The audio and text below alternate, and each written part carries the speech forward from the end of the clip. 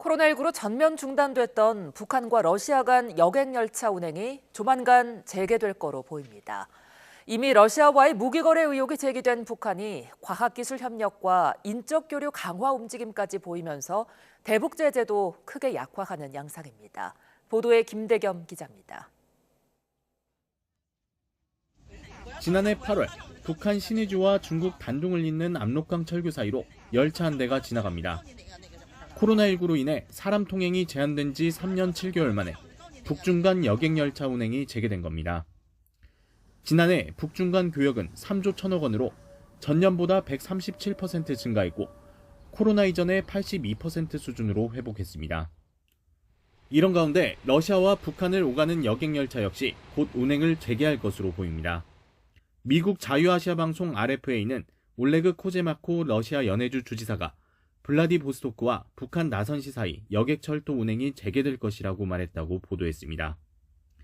지난 12일 러시아를 방문한 북한 나선시 인민위원장과도 구체적 대화도 나눈 것으로 알려졌습니다. 매체는 북한 노동자들의 대규모 파견 가능성도 전망했는데 문제는 북한 노동자 고용을 금지하고 있는 유엔 안보리 결의 위반이라는 겁니다. 극동지역 개발 위해서 북한 노동자를 많이 필요로 하고 있습니다. 특히 건설 분야에서 더더욱 국제사회를 무시하고 북한 노동자를 적극 수용할 것으로 예상이 됩니다. 북한과 러시아의 최근 행보 역시 우려를 키우고 있습니다. 특히 김정은 위원장이 전면에 나서 재래식 무기의 현대화를 강조하고 있는 것, 결국 러시아를 향한 무기 판매 목적이 있을 거라는 의혹도 제기됩니다. 또 과학대회 참석 명분으로 러시아를 찾은 리충길 북한 국가과학기술위원장의 방러 의도를 두고도 안보리 제재 위반 가능성을 주시하고 있습니다. 사실 이제 이런 과학기술위원회 같은 것이 군사정찰위성이라든가 북한이 필요로 하는 군사기술을 사실상 러시아와 협력할 수 있는 중요한 통로가 될 수 있습니다. 우리가 소홀히 볼 그런 내용은 아니다라고 보여집니다.